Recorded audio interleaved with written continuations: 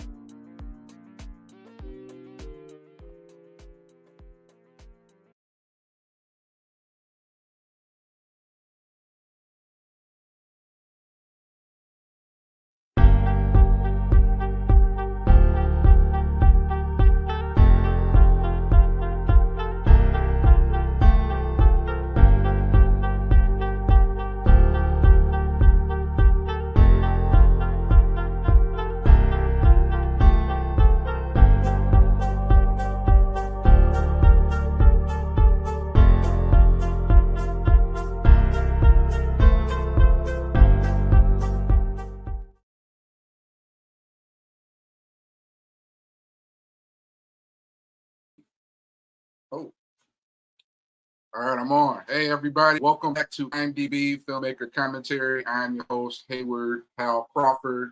Hal's kind of my Kelly nicknames starting to stick as of late. But most of y'all know me as Hayward. Great to have you back. This is just a pure live stream of TV, movie, nerd fandom.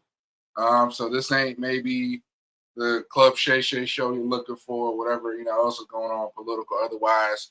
We're just here to chop it up on everything TV and movies. So not every week, but typically on Tuesdays, Thursdays, Saturdays, as much as I can, I like to come on and talk either a TV show or a movie, and just through the IMDb page websites. IMDb is, for those guys, TV buffs, movie buffs, is a really fun, resourceful page. Been around a long time, going on 30 years or so. Everything TV, movie-wise, I think even video games as well. You go to here for trivia, for photos, a little behind-the-scenes stuff. So I never really saw a show, or maybe a YouTube show that's strictly IMDb. Once again, you get the fancy shows where it's just kind of like they go back and forth between clips. It's a copyright nightmare. There's a lot of the reviews channels, the reaction channels. That's not going anywhere. And I'm sure at some point with my content, as we kind of elevate and do different things, there'll probably be videos where I do variations of that. But in the meantime, I figured why not go down this foray? I'm not sure. There's different people that are fans of the long form live streams. People can jump in on the live chat. and we can kind of just chop it up, talk about these different TV shows, movies that I'll pick. Eventually, maybe we can get like a call-in line set up, or you guys can just kind of chat, not group me in the live stream chat. So, this is what I feel like I want to do. I don't know if there's anybody else doing it to this level as far as like just nerding out on IMDb. It ain't all flashy, fancy video edits. It's kind of like us chopping it up, people in the film TV community, and we just talk about a TV show. We talk about a movie. In this case, one of my favorite TV shows, RIP, Mad TV. So just get right into it. Once again, you guys can comment, like, subscribe, all that good stuff. I will be live streaming Tuesdays, Thursdays, Saturdays with IMDb Filmmaker Commentary. So here we got Mad TV. All right. So Mad TV, those of you guys that are aware of it, was pretty much Fox's answer to SNL. It ran for 14 seasons on Fox. I remember Saturdays, 11 o'clock, 30 minutes before Jay Leno. And for a good amount of stretch, like that mid-90s through early 2000s, they were really, remember listening to an internet radio show a while back, it's probably like early 2000s, interviewing Mo Collins. The guy was like, literally like, yeah, once again, Mad TV has really came on the scene, has become almost what SNL used to be and sometimes still is. This was like early 2000s. So once again, unless you've been living on a rock, Mad TV kind of came in on that I think probably like a year after In Living Color went off the air. So we're post In Living Color. And also Arsenio. Arsenio kind of was the answer, the black answer to the Jay Leno Tonight Show of the world. So Arsenio was off the air for a couple years now. You had In Living Color, Keenan Ivory Wayne's love child, the Wayne brothers, Jamie Foxx, Jim Carrey, and all of them. Yeah, In Living Color just leave the air in 94. So a year later, we got Mad TV pop on the scene in 95. Who are the producers? Quincy Jones, of all people. Fax Bear, Adam Small. But for the most part, it was mainly promoted as this was Quincy Jones' baby. Quincy Jones, who I think was, coming off of Quincy Jones was a producer on Fresh Prince of Bel-Air. So at 95, you got Fresh Prince of Bel-Air entering his last season.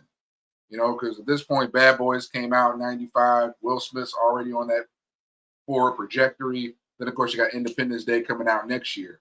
So really, I think Quincy Jones already realized, all right, Fresh Prince of Bel-Air is already on his way out. Arsenio's long gone. In Living Color's long gone. So we need to kind of fill in that gap. SNL at this point has been a long time. They're going into their 20th year. They're kind of the establishment institute of comedy. Once again, SNL still give them a lot of props to this day. But at the end of the day, even especially today, they're more establishment. They're not really pushing the comedy narrative, the counter narrative. They're not really punk. A lot of it's just sort of projecting an extension of what the establishment is or what can be talked about and pushed back against and from a comedic standpoint. So Mad TV kind of came on that cusp. This is once again, I believe, either summer, fall 95, and they come in, and Mad TV comes in. It kind of fills in for that In Living Color gap that was left, and they added toe-to-toe with SNL. So let's kind of get into a little bit of trivia. Then I'll probably start with photos last. So those guys see here, this can maybe give you an idea. Some of the cast. I remember, I'm a nerd out, I'm a nerd out. I'm gonna be like, whoever's watching this, Hayward is a total Mad TV nerd. I don't give a bleep. It is what it is. It's what the show is for. We'll talk about TV shows we like, movies we like. But yeah, I remember this. This was like this senior citizens TV talk show sketch with Stephanie Weir. And also, I think that's Ron Peters. He's a Canadian actor. He came in like season 8. Stephanie Weir, who I feel I want to credit. She was basically, I think, one of the great cast members that came in around the mid-season. So the mid-high era. I say the high era of Mad TV was, like I said, 95, mid-90s to around early, I say mid-2000s. I say by the end of the 10th season, you saw a big drop in the writing quality. of sort of just, it was kind of like hit or miss sketches after season 10. So I think Stephanie Weir, she came in Nicole Sullivan's last season. So Nicole Sullivan, one of the OGs from season 1, she left, I think, the 2000-2001 season. Stephanie Weir was a featured player that season. She kind of went on to really be that leading lady, funny lady. So I want to credit her for that. We got Krista Flanagan over here. Krista Flanagan, once again, most of these actors, of course, they're improv trained, whether it's the Groundlings, Second City, the Improv, Hollywood Improv. So they all kind of come from that scene. So Krista Flanagan, I believe she came in season 10, featured player. She was kind of there at the back end of the seasons. So I can't really have the same amount of, Krista Flanagan, I'm sure she's a very talented actress in her own right. And she did do she was in a lot of funny sketches. I don't know if I have the same sort of hold on the same level as those OGs from like the early mid seasons, but she still held the fort. There were some characters. I believe she had like the cooking infomercial lady. She did a fair amount of good things. I do recall her. Next we got, of course, Alex Bornstein, aka Lois Griffin from Family Guy. She did Miss Swan, infamous character. Once again, this is what we get into, guys. This was mid 90s, early 2000s. So I want to get all offended. Oh, how could she? That's cultural appropriation. Yes, she was a white Jewish woman playing an Asian character. It is what it is. That was comedy back then. And of course, I'm sure to this day, I mean, she's going on to do a lot. And I'll kind of get into that. I mean, Alex Bornstein, she went on to do obviously Family Guy. She's still on that for years. Marvelous Miss Maisel. She was in some movie stuff. So she's going on to do a lot. And I feel like there was a really big sort of lag in a lot of these Mad TV alums like finding success. It's like for years they kind of disappeared, went into oblivion, some for personal reasons, other ones, and we'll kind of get into that. But yeah, Miss Swan was hilarious. It's probably one of her most popular characters. And once again, those of y'all maybe more on the woke train, like, I'm so offended. Like, this was comedy. Comedy pushes the envelope. Comedy offends people. And yeah, like I said, she was a white Jewish woman playing an Asian lady. All right, so as we break down more of the cast, got Michael McDonald. I'd say he was probably the longest running cast member. Outside of I think Deborah Wilson. So yeah, he was on there. I remember for 10 years. It says 09. This is once again the Hayward. I'm a Mad TV fan because I noticed stuff. But I believe Michael McDonald, he was on the show from season 4 up until I think the start of the last season, 2008, or the end of the season before, season 13. So I know he was on the show for a straight 10 years. So he was like really the flagship guy. He could play the absurd characters, everybody from Stewart to the Persian tow truck man, all the way to like playing the straight guy in the scene. Like he could just play that perfectly off of Mo Collins, where she come in as a Lorraine. He's a frustrated employee, has to deal with her. So he was just so good, that level of tech. So definitely want to give Michael his flowers there. We got Deborah Wilson, one of the OGs of Mad TV. She came in season 1, one of the originals, alongside Nicole Sullivan. So I don't know what else is to say. If you don't know Mad TV, or you don't know sketch comedy, you don't know Deborah Wilson, I don't know what else to say. Definitely someone, even in recent years, I think she's doing a lot of video game credits. I think she was in that recent Star Wars Fallen Jedi Order. What they're doing now, which is really interesting, they're not just voicing the character and then they end up arbitrarily looking different. Or they're not voicing a character where it looks nothing like the person.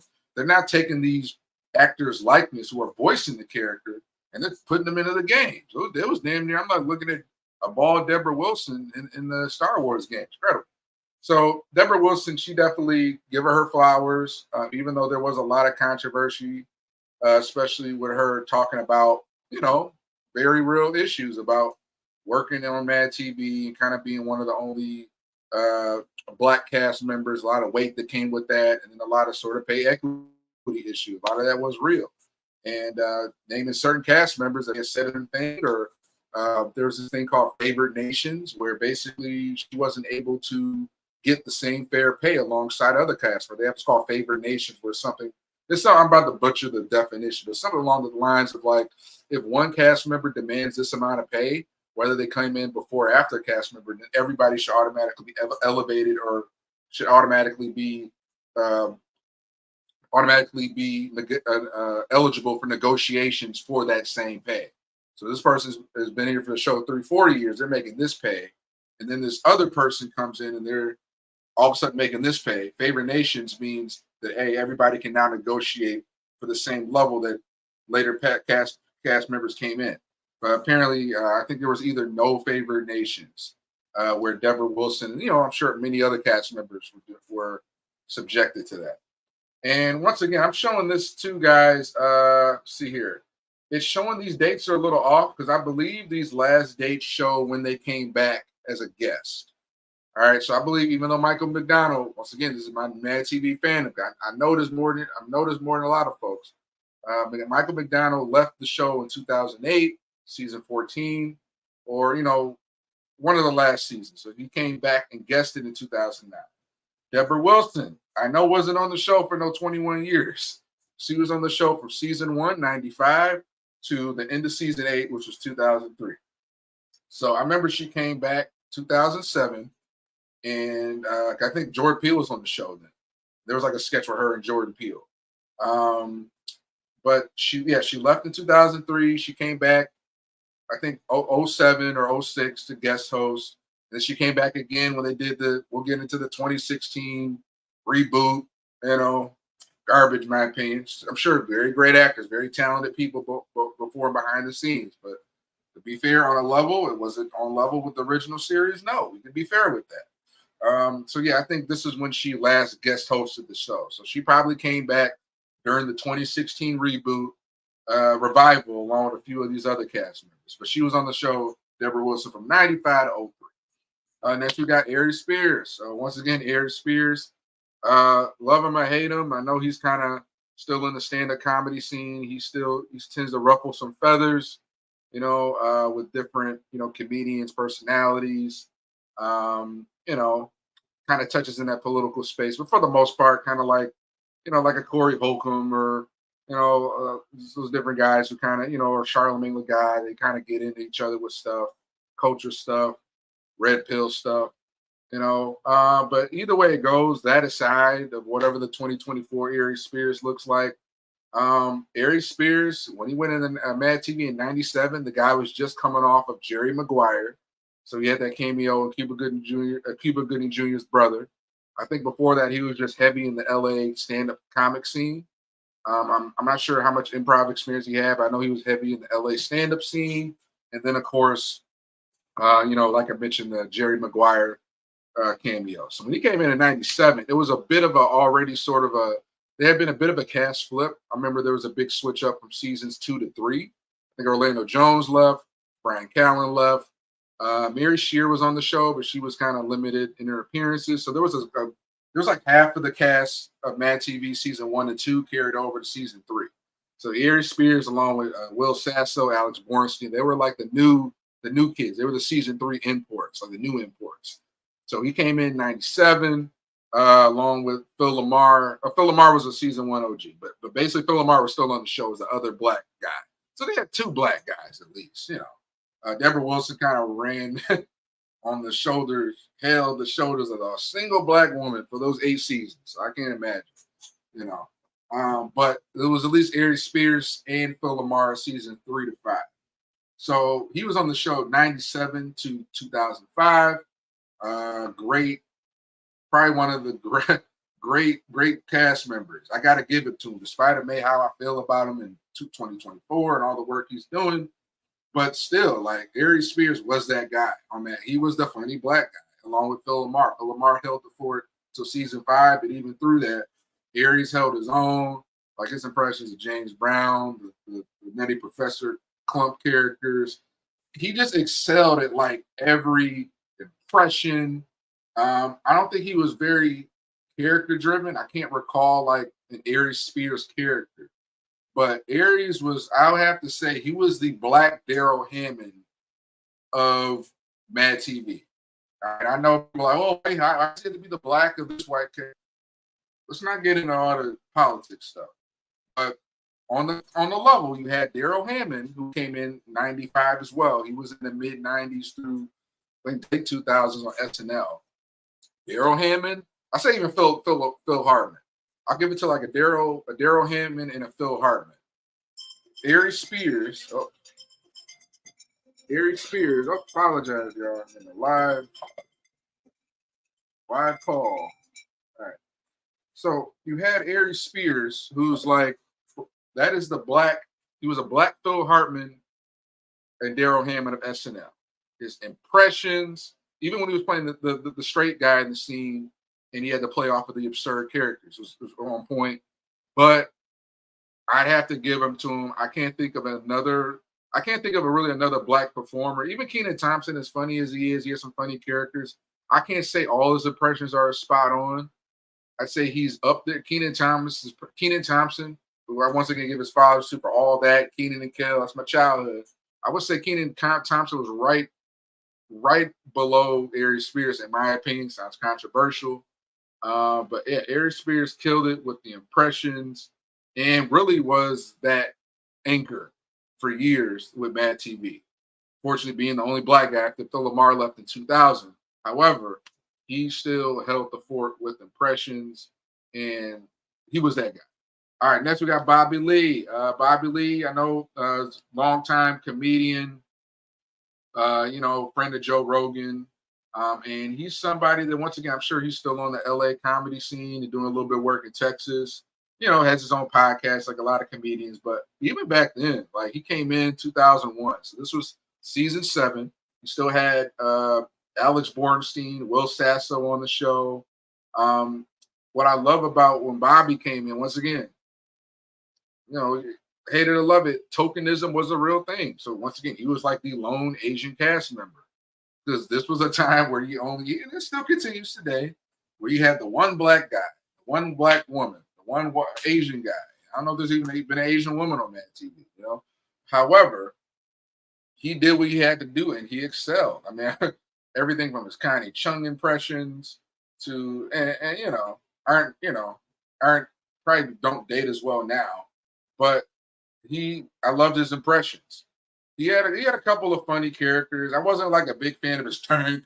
Like he was like this sort of Asian white boy with like a race car trying to act black. I wasn't like a big fan of that character, but overall, like Bobby Lee, like he kind of came in early 2000s along with Frank Caliendo and excelled as far as the impressions, just the funny absurdness. And I believe he was on the show to the end, 2009. So 2016, that just means, and they should probably correct that for context. But yeah, 2016 means he did come in and guest star in the 2016 revival. These people weren't on the show for 15 to 20 years. So that's just for context. Next, Mo Collins. I'd say Mo Collins was not a Mad TV OG. She wasn't on the show. And once again, guys, I got to remember to do my plugs. You guys are watching Comedian Video Game Commentary. Wrong show. Comedian Video Game Commentary. Go over to that channel for that. You're watching IMDb Filmmaker Commentary, where I break down different TV shows and movies. I pick one movie per stream, one TV show per stream. We just kind of go in and nerd out about it. You could, we could chop it up in the comments. Talk about this show. If you didn't watch the show, too bad. See you next week. If you didn't watch this movie or know anything about it, see you next live stream. It is what it is. So we're kind of breaking down, talking about a lot of the top different cast members. They arrange this IMDb top cast as in the most episode appearances. So they're not ranking them by like merit or whatever. It's just kind of based off of like the most appearances. So we got Michael McDonald, who, without a doubt had the most physical appearances on the show. He was on the show the longest, 10 years.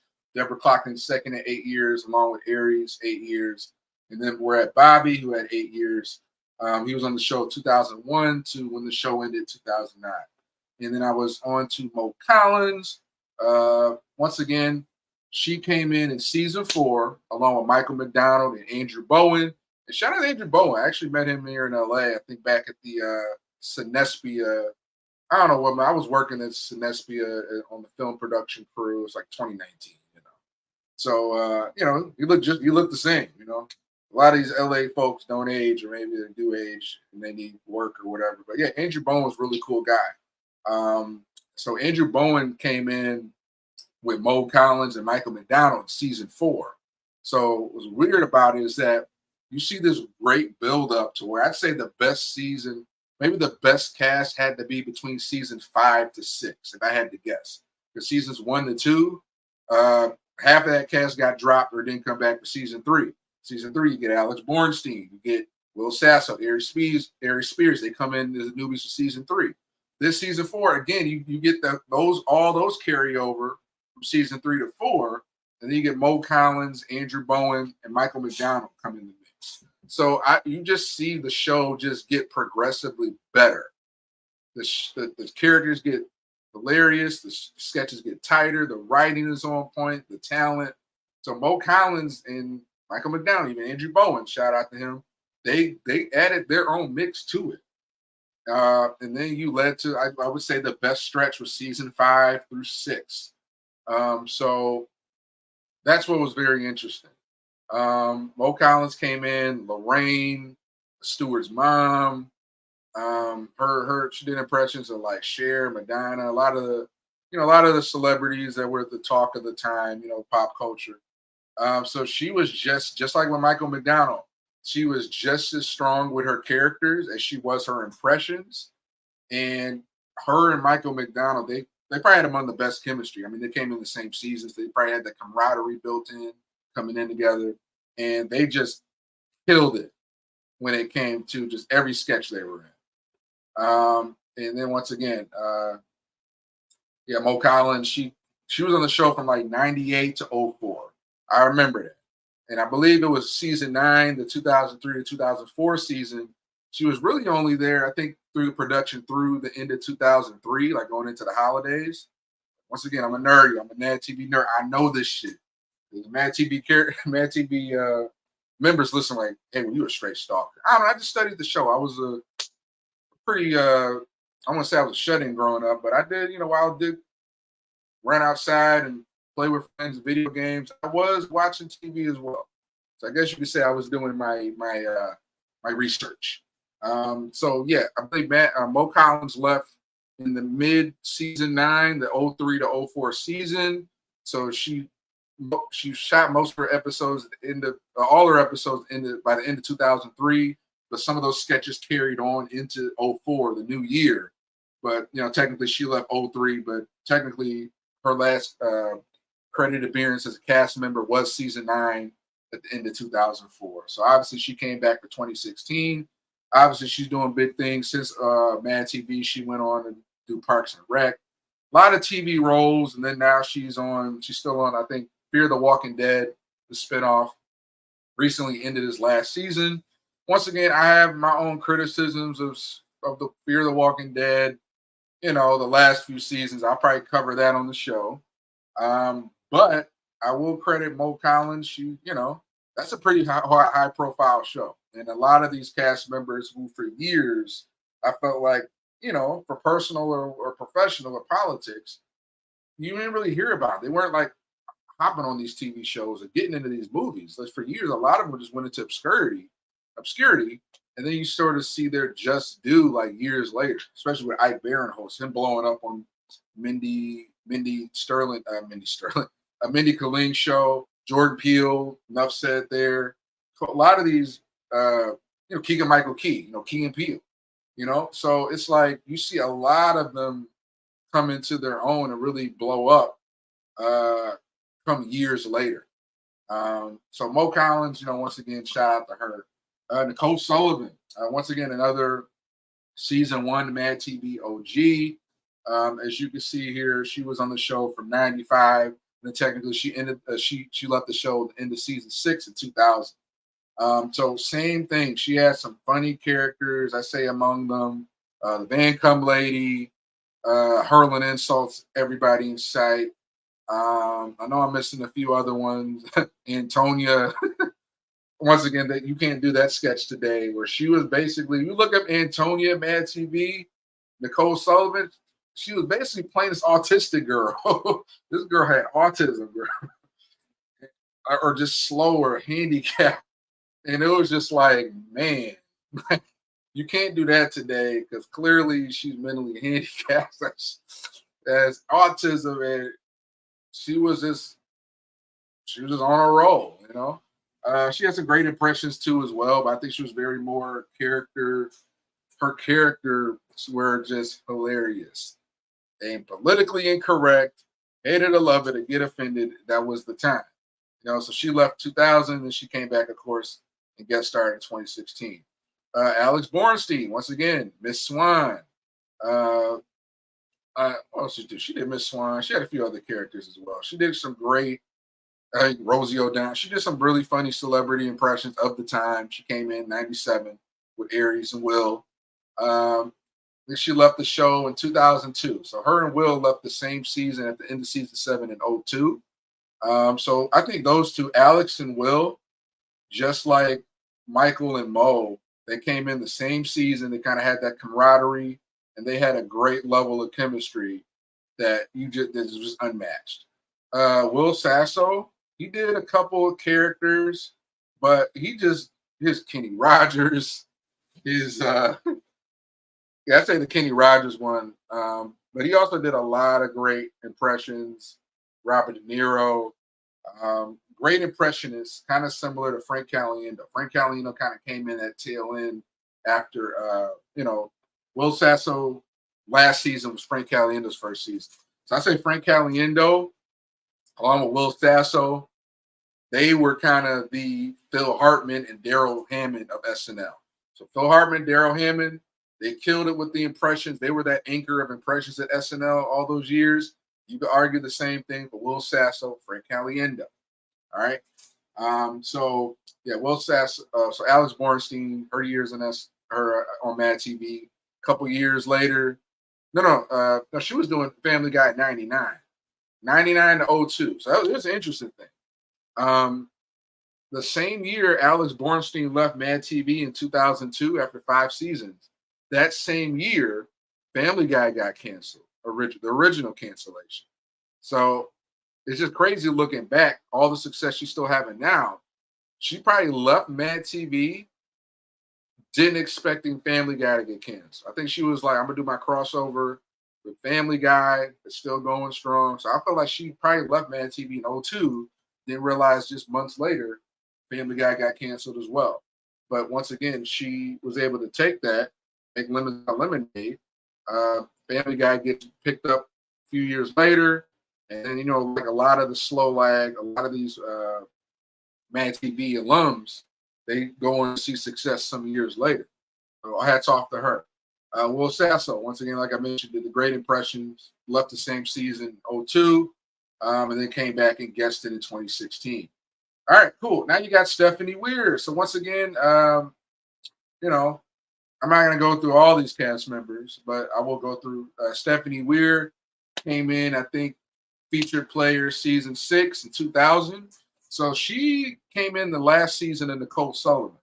So I would say in a lot of respective rights, Stephanie Weir has some funny characters. Dot, the old lady, the old Leona Campbell, just insulting people.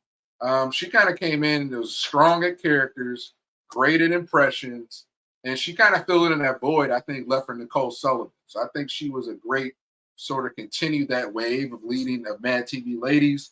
A couple seasons later, Mo Collins leaves, Alex Bornstein leaves, Deborah Wilson eventually leaves. So I feel like Stephanie really kind of carried the show from like a funny lady standpoint. For the ones like Nicole Parker that came in, I think Nicole Parker really carried that load up until Stephanie Weir left. So yeah, great impression. She left the show. I think must have been season 12. Because I think at that point, unfortunately, after season 10, the end of the 04-05 season, from a Mad TV viewer, and even back then, I wasn't like working in the film or TV industry. I wasn't like a professional writer. I didn't like. I was just a viewer. I was a viewer watching at home in Michigan. I relatively saw a drop in the quality, not production, but I'm talking about going into Mad TV season 11, the '05 to '06 season.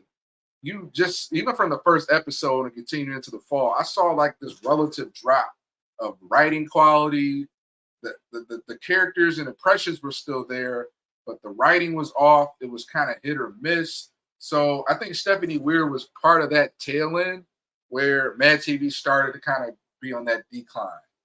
And I think that decline for me, or at least for me, started at the start of season 11 in 2005 and on. So I commend her. She kind of hung in there, but I think she started to see the writing on the wall. Like, this isn't the same show. I don't know whether it was production, budget issues, budget cuts, writer turn. I think a big part of it, was the writing turnover. I think there was certain writers, if we kind of go through here, I maybe do say that for another day. We could probably maybe see a number of writers that may have left. Or maybe there's a change in the producers. Maybe different writers came in and they dictate certain things. So I would notice, at least from a Mad TV viewer, no shade to the writers, the producers, kind of shade. But I'm just speaking honestly as a fan. There was a drop. That season 10, season 11 was some sort of writing drop that I think a lot of people noticed. Oh, this isn't the same show. It's not hitting like, And I think even then, like I started watching SNL. It was weird. I think '03, '04 TV season, I started getting into two random shows. I started getting into like Law and Order SVU. I started getting into like SNL, the '03 to '04 season. Then like a year later, going in '04, '05, I started getting into like started getting into ER. I started watching ER. I'll be into for another show. But I started getting into these old school kind of established shows. But I noticed like there was just something off about Mad TV. Like, and I found myself kind of, I wouldn't say, no, it was '05 I started noticing the drop. But '03, '04 I started watching SNL. Mad TV, I was watching that since like maybe the late '90s, early 2000s. So Stephanie Weir was kind of part of that tail end. I got Frank Caliendo. Once again, like I mentioned, he was the Phil Hartman, Daryl Hammond of SNL. Wasn't a big character guy. I can't recall a single Frank Caliendo character, but he held down the impressions. He was that anchor for impressions, like I mentioned before. So when Will Sasso left in 2002, Frank Caliendo kind of took on that flagship of like, I do these impressions, boom, boom, boom. He always counted the funny from him. So he was on the show, I believe, at the end of season 12. Because I think what was really funny is that there was this new guy, Frank Coyote, that came in the '06 to '07 season. I remember they did a whole opening sketch like, hey, look, there's two Franks on the show now. It was Frank Caliendo and Frank Coyote. So Frank Caliendo, like I mentioned, he was that guy. He did all the impressions, killed it, and he left the show, I believe, the end of the season 12, so it would have been the '06, '07 season. All right, now we got Nicole Parker. Once again, and I'm not going over every single cast member, but I think these are the ones that are worth the honorable mentions. Nicole Parker, she came in the show season 9, the '03 to '04 season. So this is actually Mo Collins' last season. So once again, just how I feel like season 6, there was a passing of the baton from Nicole Sullivan to Stephanie Weir in 2000. I feel like Nicole Parker, she came in Mo Collins' last season, '03 to '04, and Mo Collins passed that baton to Nicole Parker. She killed it her 6 years on Mad TV. She stayed through the last 6 seasons.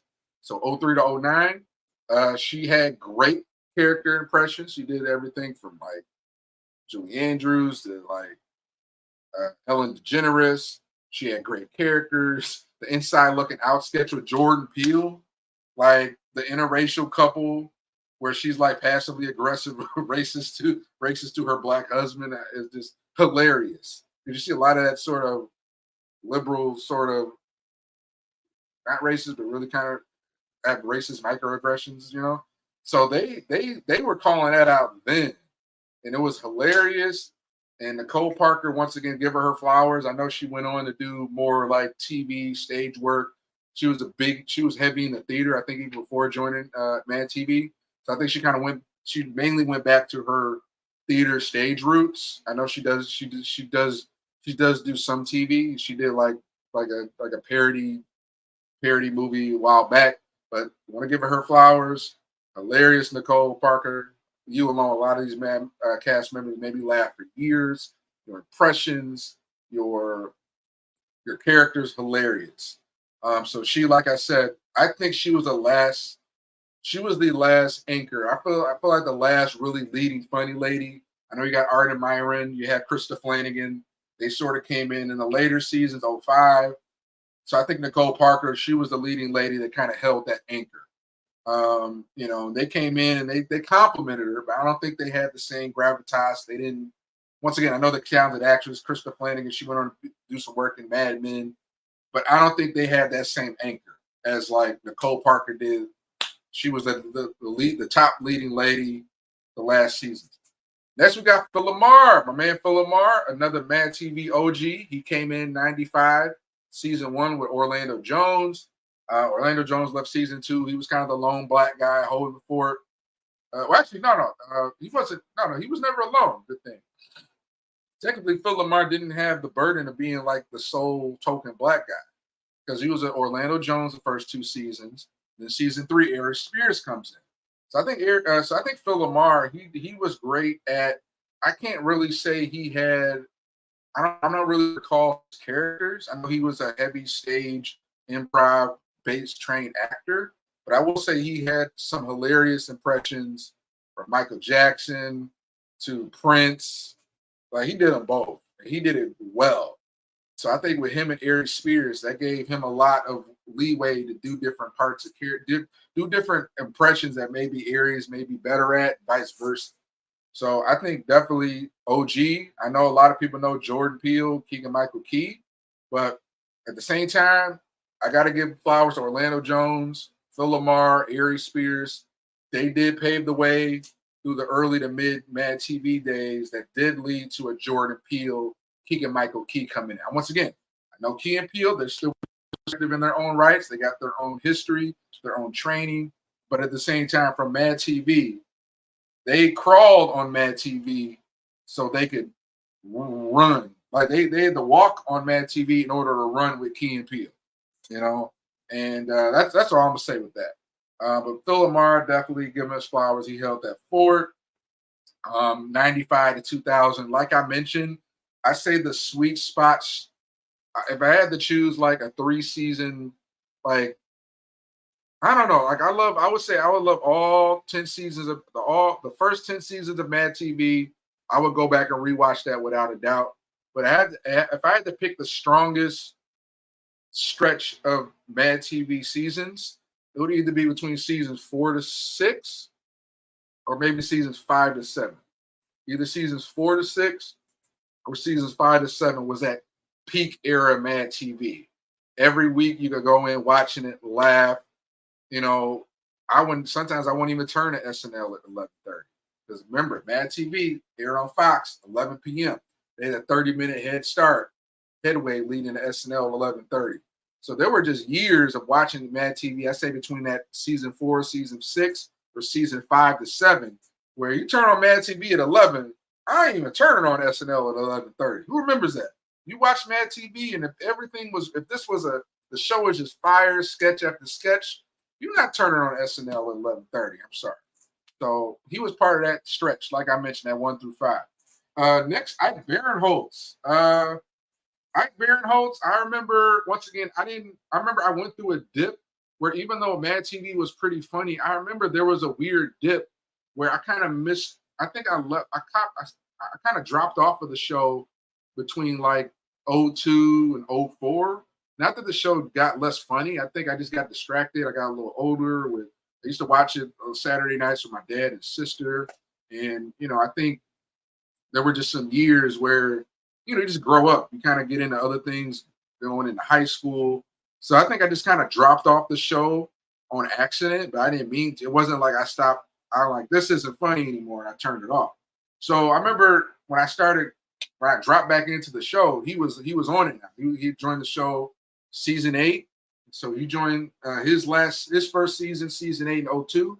That was Deborah Wilson's last season. I remember them actually doing like on the street interviews together. And I think he had kind of a funny sort of the frat boyish, like, dumb jock type of thing he brought to it, like him and Josh Myers. Josh Myers, Seth Meyers' brother. But I think he did some funny character impressions. He did like the Alex Trebek and the Nick Nolte and the Vin Diesel. I want to say they were like spot on, but he did bring like a hilarious edge to it. So I can't say his impressions were like super spot on, but they were hilarious.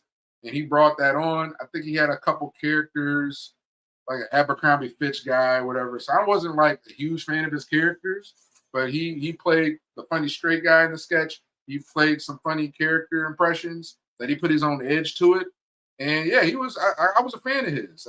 Going into, he was on the show, I think, all the way till '07. So he came back in 2016, obviously, for the revival. But yeah, he was, I was a fan of his up until he left, once he left the show, I think '07 into season 12. So technically. Next we got Keegan-Michael Key. So once again, a lot of these were great sort of, starting with Stephanie Weir, Frank Caliendo, Bobby Lee. They really held the fort through the going into the early mid 2000s. So '04, which I remember, Keegan-Michael Key technically came in season 9 during the '03-'04 year. I think he joined the show in '03 during season 9 start, but his first sketches didn't air until after the new year in '04. Told y'all I'm a Mad TV nut. So he came in. I remember distinctly. I never was a fan. Like, I had to say Coach Hines. Coach Hines, to me, if he didn't do any Mad TV character, it was Coach Hines for me. He did this little like Taco Bell guy with a mullet or whatever would break into monologue. I didn't really find the funny in that, but Coach Hines for Keegan-Michael, that was probably his most iconic character. You go YouTube right now, Mad TV, Coach Hines. That is Keegan-Michael Key's iconic Mad TV character. Hilarious, spot on, threatening to hurt his high school students because they're not paying attention or whatever. So that was a very peak Keegan-Michael Key. All right, so once again, you guys are watching IMDb Filmmaker Commentary. I'm just kind of getting into the nerd fandom of these Mad TV alums that I'm not sure if they gotten their flowers to this extent. Once again, I know Comedy Hype has done issues on Mad TV, and there's a lot of stuff out there. And I don't know if I'll ever get the chance to meet these ladies and gentlemen in real life, but giving their flowers to what they've done. So Keegan-Michael Key, y'all. Keegan-Michael Key held the fort. He came in the last 6 seasons along with Nicole Parker. They were kind of there to the end. And yeah, I mean, what can you say? A couple years later, he teams back up with Jordan. They launched Key and Peele with Comedy Central. Huge smash. Everybody like, who are these new funny guys? And part of me is going like, I had them on Mad TV for 5-6 years. So Key and Peele is great. I still got to go back and watch the whole show. I've watched a lot of the best sketches, a lot of the classic sketches. It is on my list because I know Key and Peele are extraordinary talent. But I'm always be like, I was watching you on Mad TV first. I get it. Keegan's in the big movies. Jordan's doing all this horror movie thing. But I like a part of me is like to say, hey, I was watching on Mad TV first, Saturday nights on Fox, because they killed it. They killed it on there. So shout out to Keegan-Michael Key.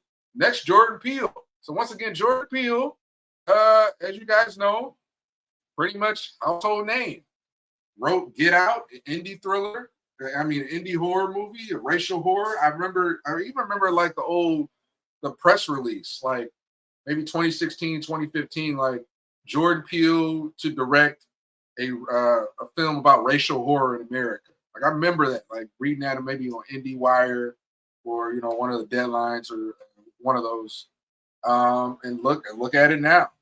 Um, I would just say once again, Jordan Peele had a heavy background. I think he studied in Boom. It's called like the Boom Amsterdam or Groundlings Amsterdam, somewhere along those lines. So heavy improv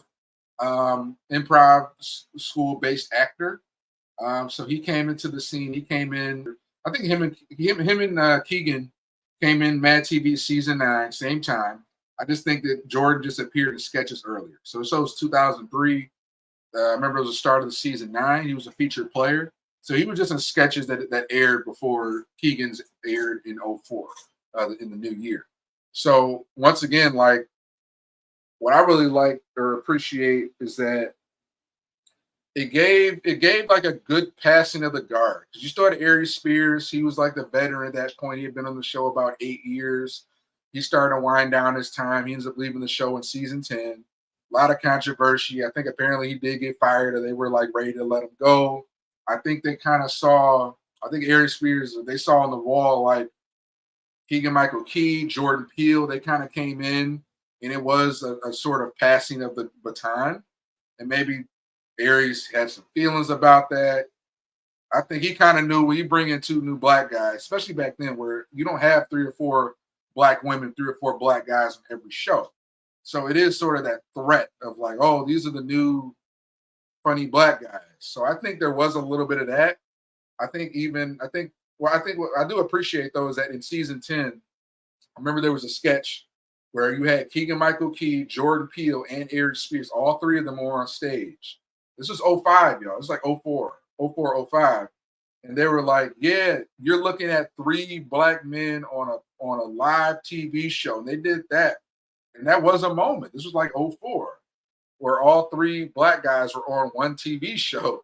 And then they turned it into like what it should have been a black empowerment moment. They were like, really started roasting one of them and blah, blah, blah. Next thing you know, they brought cops in. Cops stormed the stage and arrested them. And then the camera pulls out. It's like an episode of Cops. I think that was a hilarious way where they were, even back in '04, there was a little bit of virtue signaling, like a little bit of pre-wokeness.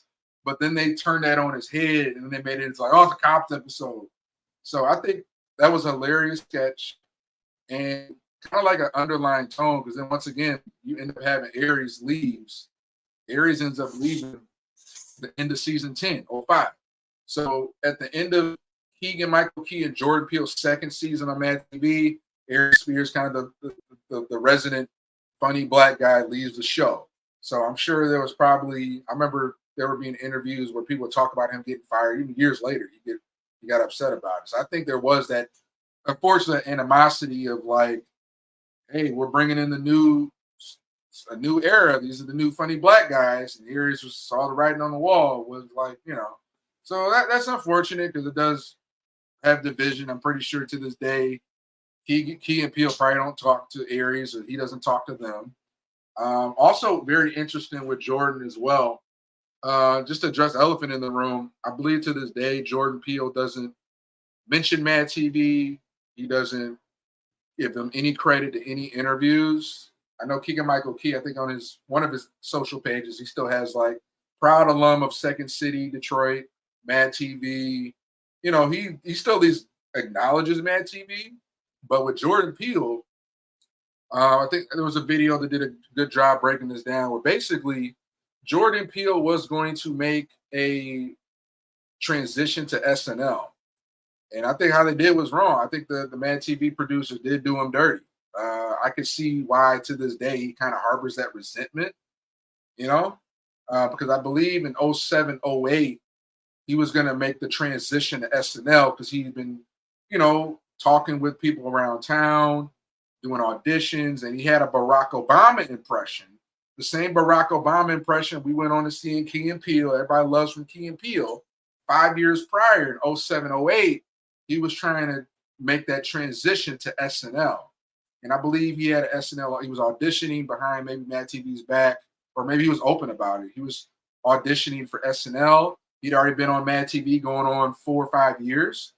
I mean, Jordan Peele had already been on Mad TV going on 4 or 5 years. And fortunately, there came an opportunity where Jordan had the window or the offer to join SNL. He could have joined, I think, the 08-09 season or the 07-08 season. I think it was probably the 07-08 season. But Mad TV producers blocked him. They didn't let him leave. They didn't release him from his contract. Jordan Peele had to pass on the SNL opportunity. So that's why Jordan Peele, his last season with SNL was 07. Jordan Peele's last season with Mad TV was 07-08, right before the 2008 election. And then you have Fred Armisen, who was already on the show. Or Fred Armisen was already on SNL for years. Who's like ambiguously. His skin, his ethnicity is pretty ambiguous. So Fred Armisen, shout out to him on SNL. He pretty much played anybody. He played the blind black mayor of New York all the way to Gaddafi to Barack. Like he did it all. He was just that. He had that racial Vin Diesel racial ambiguity. So hats off to him. So basically, Jordan Peele wasn't able to go to SNL the 07-08 season. So unfortunately, Fred Armisen took over and did the resident in-house Obama impersonation SNL. So I think Jordan Peele, he was able to say, screw this. Y'all screwed me out of SNL. Now I got Fred Armisen playing Obama. So he left 08. He left Mad TV 08 at the end of the second to the last season and never looked back. So I can't blame him for, having that animosity. Because I get screwed over like that. I'm trying to do something in good faith. Like, hey, I've done good by you guys the last few years, almost 5 years. I like to go on and do this thing for SNL. And the Mad TV producers apparently blocked him from it. So since then, he doesn't mention Mad TV. He just kind of moves steam forward. So what Jordan Peele was very interesting is he left Mad TV in 2008. It wasn't until Get Out in 2017. So once again, 2008, there's that 4-year lag. 4 years later, him and Keegan-Michael Key get Key and Peele. That blows up on Comedy Central. Key and Peele goes from 2012 to 2016, I believe. So I think Jordan was able to ride that Key and Peele success and do this indie horror movie. I'm sure you got a lot of pushback. Like, well, no, you're this funny guy. Do another TV sketch show with Key or do some comedy again. And Jordan was like, I'm going to do this little indie racial horror passion project, Get Out. So I think a year after Key and Peele ends, Get Out comes out, and the rest is history. So I think you could definitely say Jordan Peele got the last laugh. So this guy did 4 or 5 years of Mad TV. They screwed him out of an SNL gig. And then nearly 9 years later, he blows up with Get Out. And then after that, he's like the black horror. He's like the black Wes Craven darling to Hollywood. Pretty much gets budgets what he wants, makes what he wants, and all the more to the guy. We all have our own path. I don't think he saw the path going that way at that point. I don't think he saw Key and Peele. I think he saw Mad TV screwing him out of the SNL gig, and that led to eventually Key and Peele, which I led to Get Out. So I think Jordan Peele, I think it's a very interesting story looking back. Because once again, there's people that only knew Jordan Peele as the Get Out horror director. They weren't even aware of what he did with Key and Peele, Comedy Central. And a lot of those Johnny-come-latelys didn't even know about his 5 years on Mad TV. So it's very interesting, these levels you can go through and the paths it takes you. All right, and then these last cast members we'll get into. Krista Flanagan, like I mentioned, she was pretty funny, held the fort in the later years of Mad TV. She had a couple impressions I appreciated, a couple characters I appreciated. I didn't have that same sort of, like I did of a Mo Collins or of a Deborah Wilson or Stephanie Weir or Alex Bornstein, but she held the fort,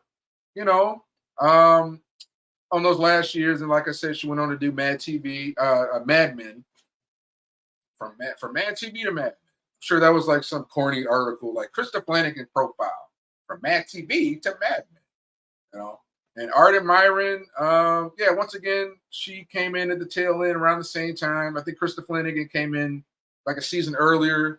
The fact that I remember this stuff is just crazy, how much of a TV nerd I was. But Krista Flanagan came in as a featured player in the season 10, 04 to 05 season. But I think she didn't start appearing in the sketches until after the new year in the back half in 2005. Then Art and Myron came in season 11 the next season prior. So, like I said, they had some good, decent impressions, some funny sketches, but I can't say looking back like I have the same like, the love of like, man, you made me laugh like choking laughing as the earlier ladies in the earlier seasons. But I still give them their flowers. They held the fort. There were still the sketches were more hit and miss those last 4 or 5 years, but it was still funny nonetheless. Oh, last I will give last character last that's Mad TV. I can barely talk, y'all. I'm about to drink some water. Am I about to drink some water? All right. So before we get into trivia and then photos, give a shout out to Pat Kilbane. So Pat Kilbane, interesting. He came in the show. Oh, I didn't even know he came back as a. I gotta look that up. I didn't know he came back to the show. Pat Kilbane was on the show 1997 to 2000. So he had a short stint, but he was just as on point. He did more impressions, but he did a hilarious Howard Stern. He did some really hilarious characters. But I did not know that he came back to the show. I put Mad TV, Pat Kilbane, 2009 guest star. I had no idea he came back and guest starred. See here. Let me look this up. Lowered expectations. He was just really good. He was a good show. So I don't know. I could probably look it up if I wanted to. But he came on the show season 3 with Ari Spears, Alex Bornstein, and Will Sasso. And then he left the show into season 5 during peak Mad TV era. It's peak Mad TV era, but at the same time back then, to them it was a job. They may not get paid what they want. They may have saw a better opportunity, because Mad TV was still like under the radar type comedy. So for whatever reason, he left the show in 2000, whether it was pay dispute or he wanted to move on. But I would say Pat Kilbane, while his tenure was short and sweet, 3 seasons, he was part of the pure peak Mad TV era. And I would say the pure peak Mad TV era was probably season 3 to season 7. And the great overall TV era of Mad TV was season 1 to 10, but that season 3 to season 7, peak Mad TV. Every episode, every Saturday night you tuned in, every segment, every sketch on point. So I'm gonna give credit to him once again. He left in 2000.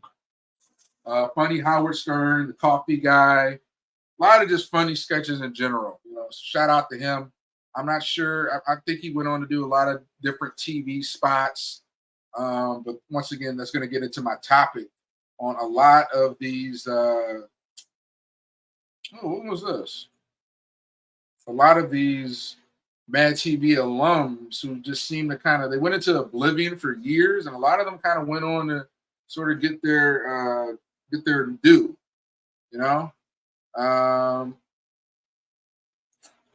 Yeah. So let's get into some trivia. We'll end with some photos. I know there's gonna be a whole lot of trivia. Oh, that's some short trivia. All right. I know, here it is. Click on it. All right. Who's ready for some Mad TV trivia, y'all? Let's see here. Okay. In his autobiography, Artie Lang says that he was fired during second season due to drug abuse. He says that the cast and crew attempted to have an intervention with him, but he fled the studio. Yeah, I remember that. I know Artie Lang, he went on to become like Howard Stern's sidekick on the radio show. I'm sure he does a share of touring, podcasting, TV stuff nowadays. But yeah, I mean, just from what I read on that, he was shaping up to become like the Chris Farley, basically, of Mad TV. The John Belushi or Chris Farley of Mad TV. And that clearly in the well, I think people saw like, 15 years ago, John Belushi died in this manner. Chris Farley ended up getting fired from the show due to his drug abuse or whatever. And yeah, what's really interesting about this is that this same year, Artie Lang got fired from the show at the end of the second season in 97. That's the same year Chris Farley died. Chris Farley left his show, SNL, 2 years before.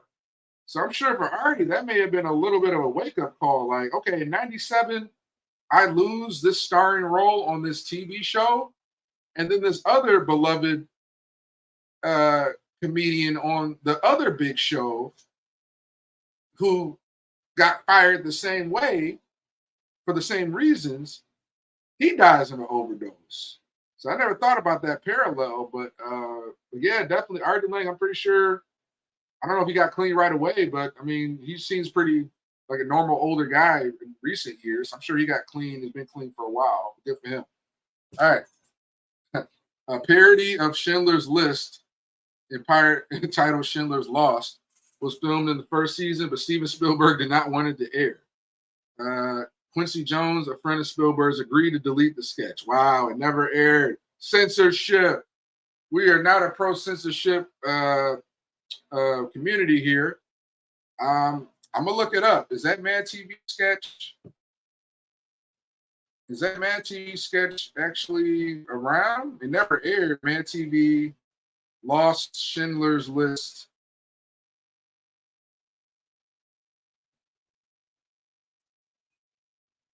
Oh, here it is. I found it. I can't play it for copyright purposes, but if you guys look up Schindler's Lost, I'm going to email this myself for later.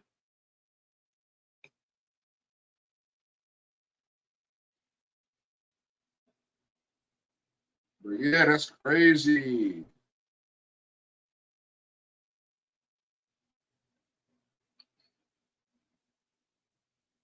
All right.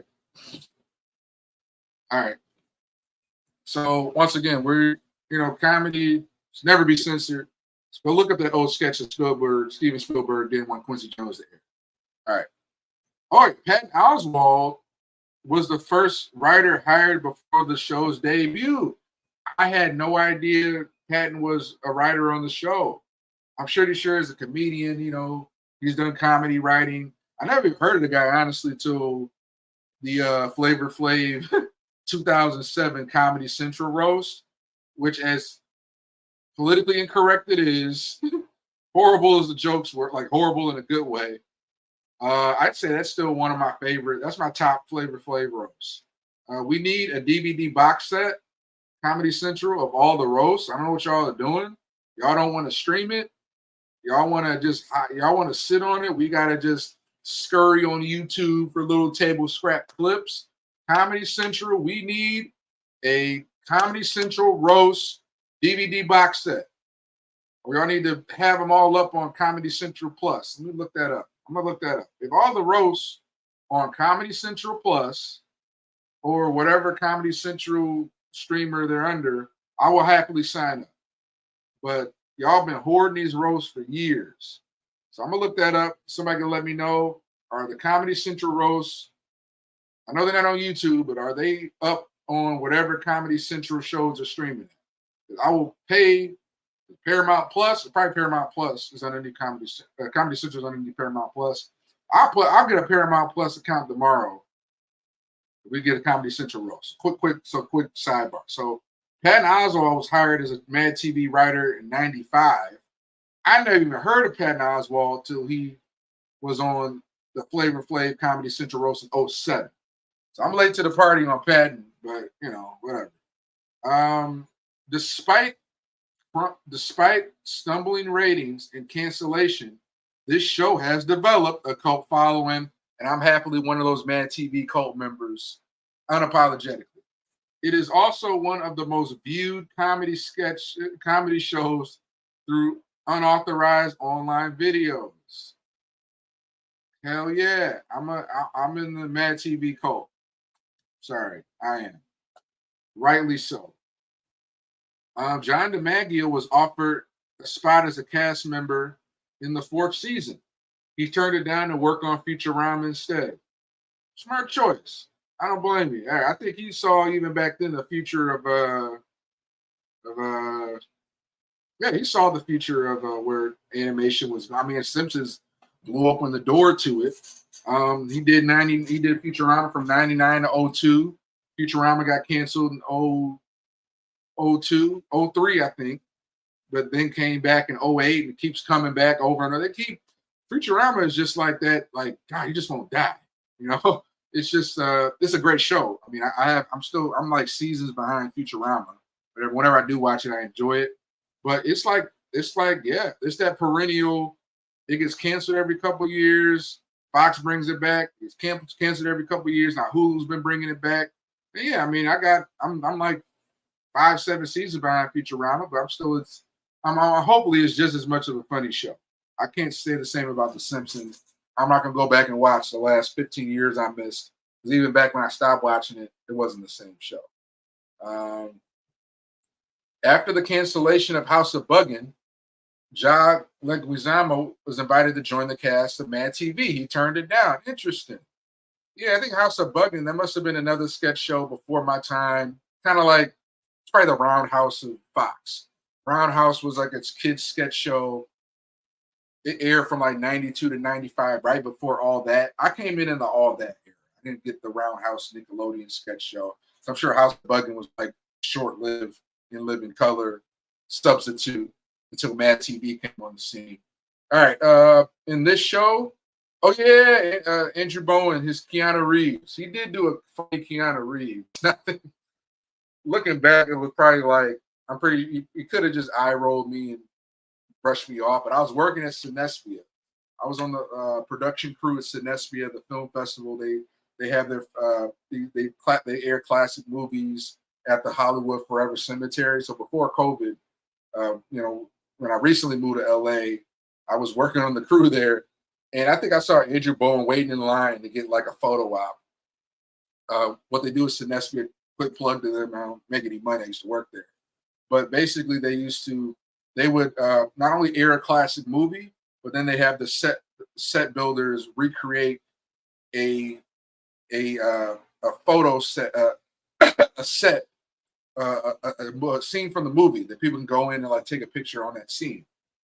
So Andrew Bowen was waiting in line to get in that photo. I forgot what the movie was he was there for. And I think I was just there, I had my Cinespia shirt on with Milwaukee. And I was like, I just had to go up to him, like, fanboy out.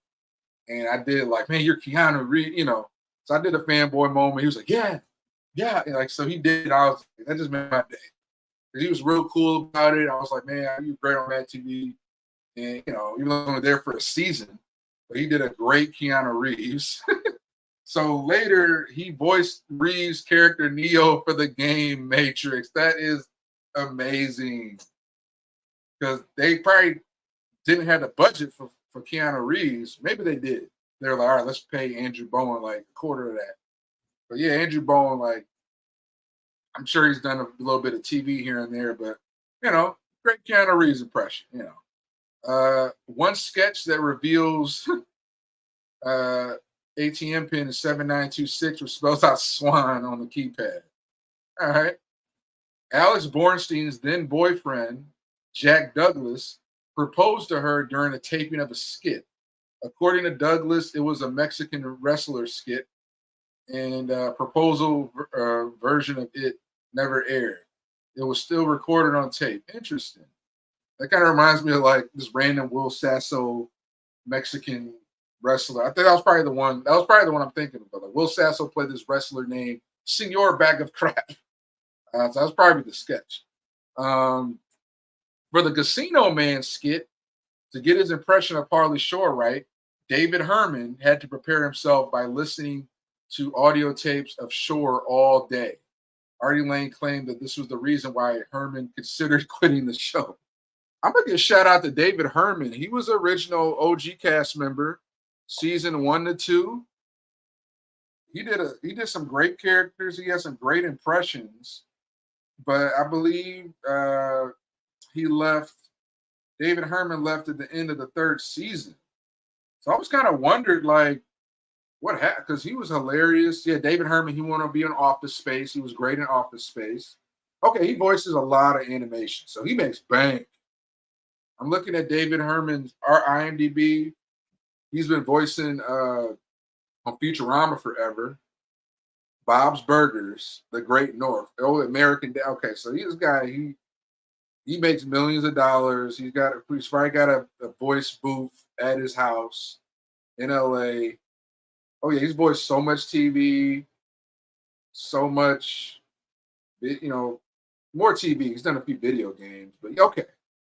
All right, David Herman, you got yeah, you went on to, you're making bank, bro. So I ain't even mad at you. So when he first left SNL in 97, he went 98. He left SNL in 98. He did Office Space a year later, did a couple features here and there. He had some TV spots, a couple bad movies. Dude, Where's My Car? Shriek If You Know What I Did, the scary movie spoof. But yeah, he tapped in. Oh, he was in episode of 24. Interesting. Yeah, so he did sporadic TV spots.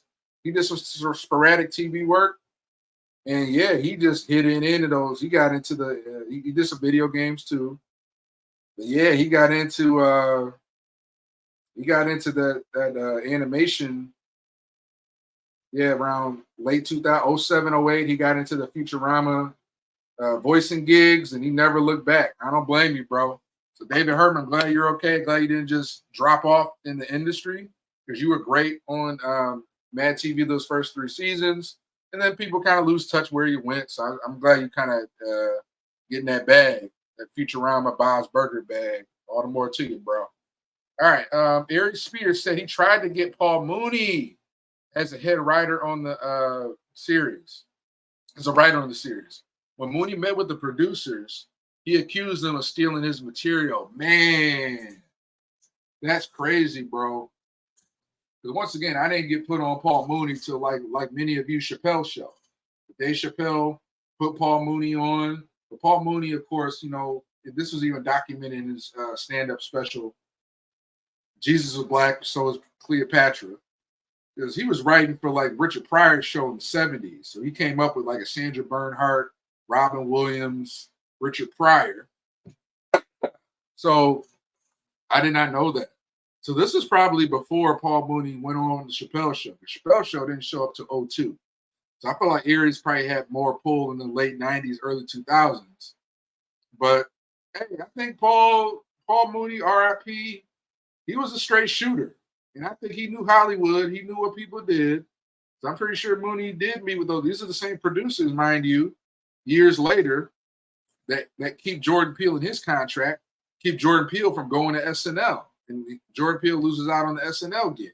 So I'm not, as much as I love Mad TV, give them their flowers, the writers, I'm not looking past what the history, what the producers have done on the show, what they've done, how they treat the cast members. So that's Paul Moody's probably gut instinct telling him, hey, I do commend Aries for at least bringing that. You imagine Paul Mooney on writing at Mad TV. That should have brought him in like in those last 4 or 5 seasons of Mad TV. That could have injected new life into the show. But I think by then Paul had moved on.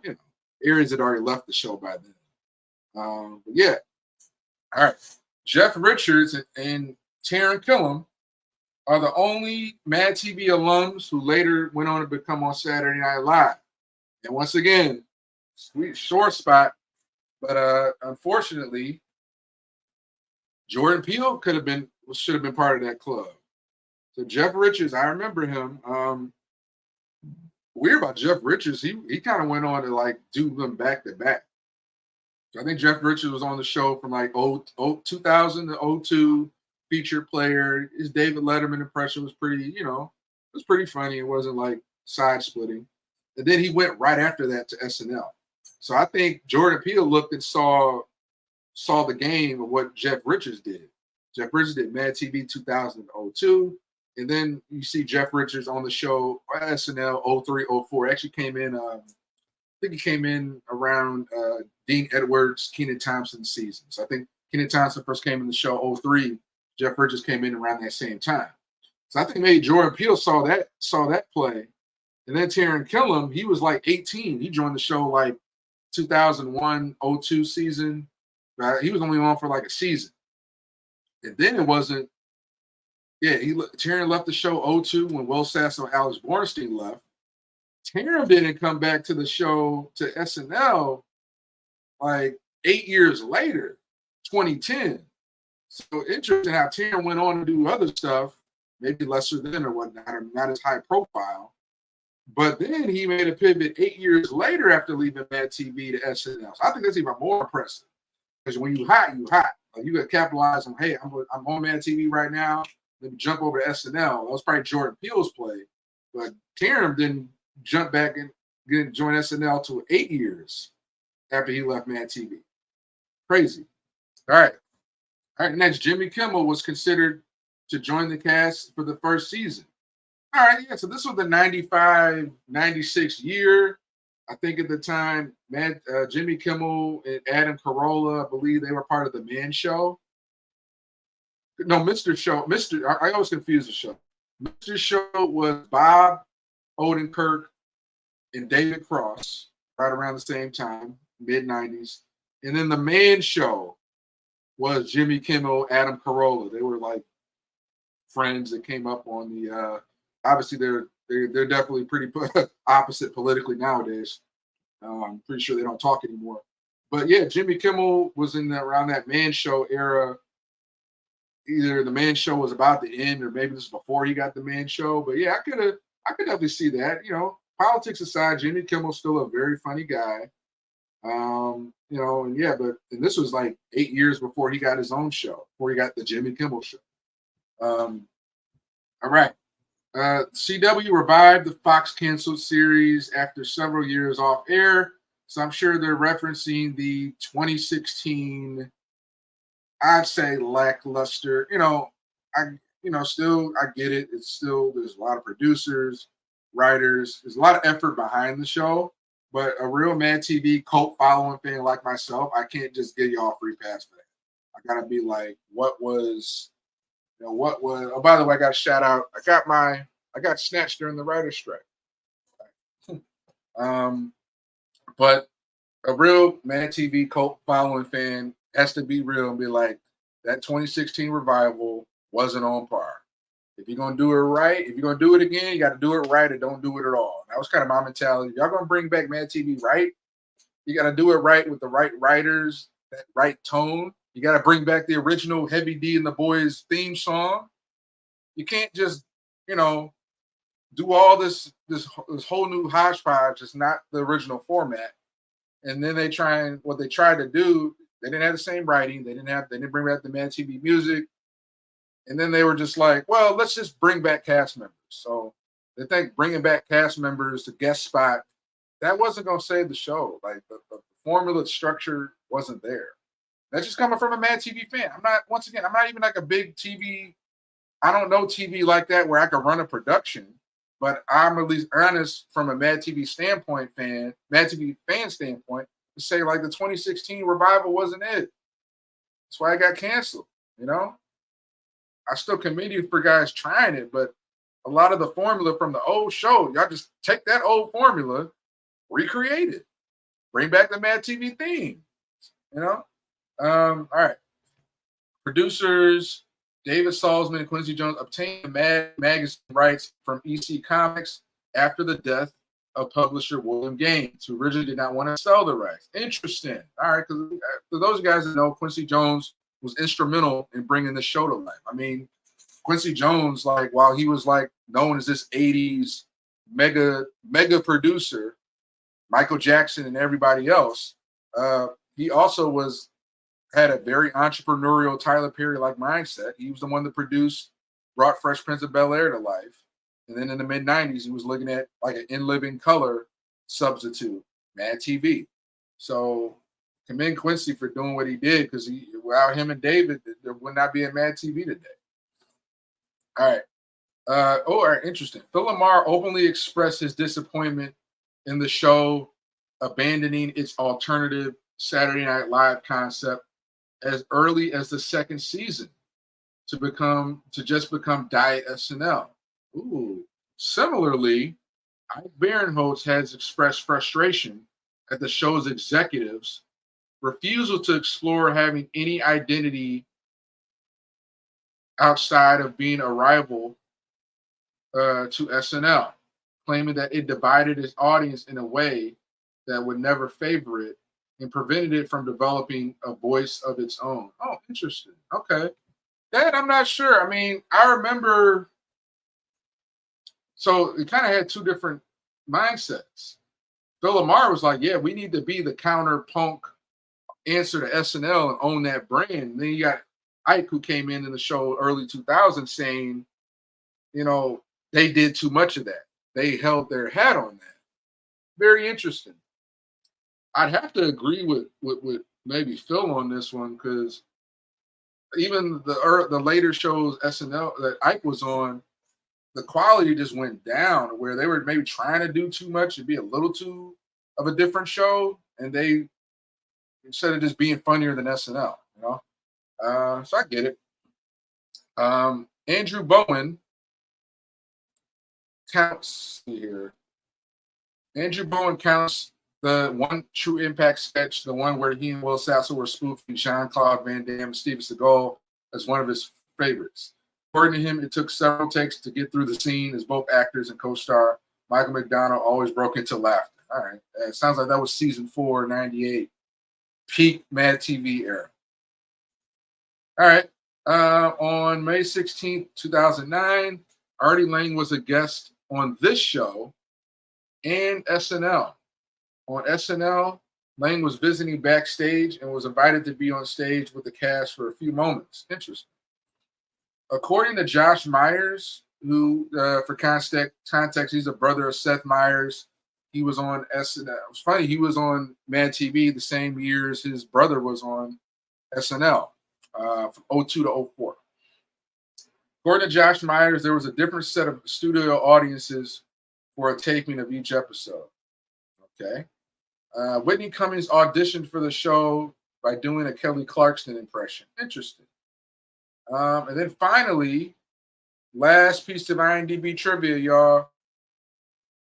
Eddie Pepitone was considered to replace Artie Lang in the second season. I don't know who that is. Who's that? Who that? Who that be there? Okay, I remember that guy. All right. Interesting. Trivia. All right, cool. All right, what we're going to do now, in keeping with figuring out this sort of format, we're going to end the show. I'm going to, if the photos there aren't too many photos, I'm going to go through all of them, kind of just give my thoughts on them. Okay, there's way too many photos. I'm not going through 5,000 some photos, talking that much. But for an hour and a half, I'm going to end this show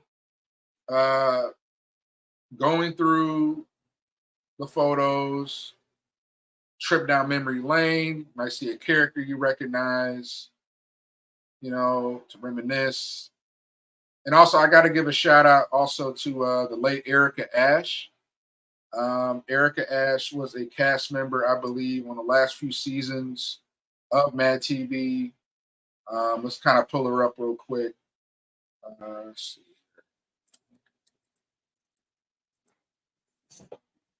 Yeah, Erica Ash, who I had the chance to actually meet just last year. I think 2023. I met her out in LA. She was the moderator for. Yeah, she was the moderator. You guys still see my screen? Hold on. Stop sharing real quick.